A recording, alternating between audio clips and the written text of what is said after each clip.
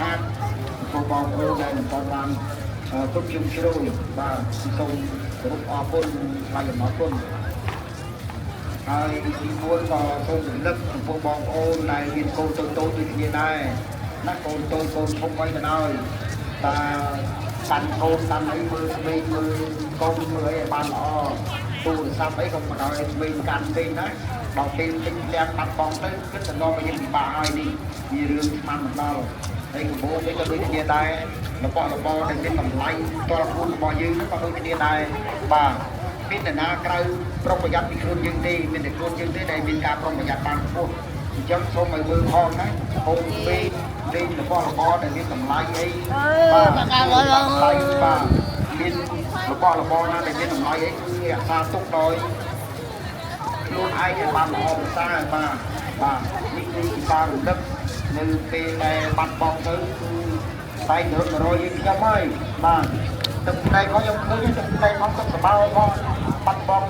ទីបាត់បង់នោះវាមិនមែនជារឿងល្អទេព្រោះនេះមកបង្ហាញដល់ពេលឲ្យបាត់បង់វាជារឿងមួយដែលយើងមានបុគ្គលិកសេរីសម្រាប់ខ្លួនយើងខ្ញុំក៏មិនចង់ឲ្យនេះថោកថយដែរប៉ុន្តែអ្វីដែល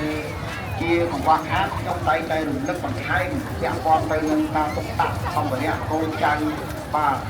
ដើរទៅណាមកណាកាន់ដៃគ្នាជាប់មើលបានល្អគ្រប់គ្រាន់បាទទុកដាក់សម្ភារៈនឹងខ្លួនឲ្យបានល្អប្រសើរជារៀងតាមទឹកលៀងខូចខាតបាត់បង់វាជារឿងរបស់ផ្ទាល់ខ្លួនមកតែខ្ញុំមិនចង់ឲ្យមានកើតឡើងនៅ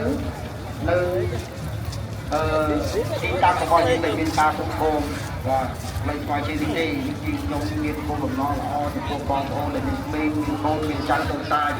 ហើយបដ ாய் លេងហ្គេមលេងទូរស័ព្ទលេងទូរស័ព្ទដៃហ្នឹងបងលេងទៅម៉ែលេងដែរលេងទៅបោះចោលទៅពុកក្មេងតូចណាបាទទៅតូចណាហ្នឹងបាទទៅសោកស្ដាយបរិការដល់ខ្ញុំហ្នឹងតែខ្ញុំពេលខ្លះដឹងទៅរកណាដែរតែមិនក៏មានគេរើបានទៅចិត្តល្អទៅគេយកមកឲ្យខ្ញុំទៅមានអីបាទខ្ញុំប្រកាសរកចាស់អីវិញណាបាទឥឡូវនេះក៏ជាប្រកាសមួយដែរបាទចំពោះតាក់មានបាត់ម្សិលវិញបាទតាក់មានបាត់ម្សិលវិញដែលមានបងស្រីគ្រូកូនកបោមួយទូទេហើយមានតាក់មានបាត់នេះមានការគ្រីម៉ូតូទៀតបាទអញ្ចឹងបើសិនជាបងបានឬអាចមកទទួលយកខ្ញុំបានចិត្តប្រកាសឲ្យចំពោះរបស់គាត់បាទចំពោះហ៊ុនកម្លៃបាទហ៊ុនកម្លៃស្រីបាទដែលមានស្រុកកម្ពុជានៅក្នុងប្រទេសបាត់ស្រុកមុនខេត្តបាចាតែចាំមកដែរតាច់បាត់ទៅទៅថ្មីទេបាទ2032បាទទៅធ្វើថ្មីតាច់បាត់ហ្នឹងឲ្យការគ្រីសំខាន់ការគ្រីម៉ូតូបាទបើសិនជាទៅធ្វើក៏អស់លុយទៅពីរដែរគឺតាច់បាត់ថ្មីក៏វាអាចចាយខ្លះហើយតាច់ការគ្រីម៉ូតូទៅអស់លុយបាទការគ្រីម៉ូតូស្គប់ពីរទៀតណាបាទស្គប់ពីរគ្រីថ្មីទៀតហ្នឹងចឹងបងប្អូនបានលឺឲ្យបងស្រីដែលមានឈ្មោះបាទកណ្ដាលជាបានមានឈ្មោះហ៊ុនកម្លៃភេទស្រីនៅភូមិទឹកលេបាត់អុកភូមិទឹកលេបាត់ស្រុកថ្មមុខខេត្តកំពង់ចាមបាទយើងខ្ញុំរក្សាទុក2ថ្ងៃណាបាទចាំថាទុក2ថ្ងៃហើយបើសិនជាបានលឺអាចមានមិត្តភ័ក្តិបងប្អូនដែលសាច់ញាតិអីអាចមកទទួលយកខ្ញុំបានដោយសារគាត់មានតែក្នុងនោះក៏មានអីផ្សេងៗទៀតបាទគាត់ក៏មានលុយចាយលុយនេះមានតែ3500លុយខ្មែរពេលនោះមានតែ3500ទេប៉ុន្តែវាសំខាន់ថាតាសញ្ញាប័ណ្ណនិងការគ្រីម៉ូតូបាទគឺខ្ញុំក៏គ្រប់អរគុណដែរដែលបងប្អូនក៏រើសបានក៏យកមកឲ្យបាទហើយយើងក៏រក្សាទុកពីថ្ងៃឲ្យពីម្សិលមិញហើយតែមិនយកថ្ងៃនេះ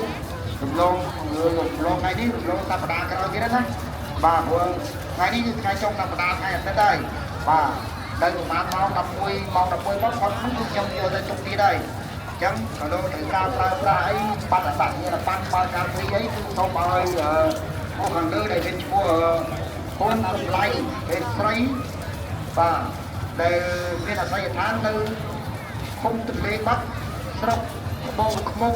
ខេត្តកំពង់ចាមបាទសូមអរគុណហើយខ្ញុំសូមបន្តកិច្ចការជំរុញសម្រាប់ផ្លូវដែលមានភារកិច្ចនៅលើផ្លូវស្បែកជើងរបស់យើងសូមធ្វើយ៉ាងណាដើម្បីយកស្មារតីទូខុសត្រូវលើកិច្ចការរបស់ខ្លួនដែលទីក្រុងបានជំរុញដល់ថាយើងជាសន្តិសុខរក្សា សម្រាប់មករបៀបរៀបរយនឹងមិនឲ្យមានការចល័តការលួចដូរបាទហើយកិច្ចការផ្សេងៗដែលខ្ញុំបានផ្សព្វផ្សាយនឹងរបៀបជួបប្រាប់អស់ហើយបាទសូមឲ្យមើលបានគ្រប់ជ្រុងជ្រោយនៅ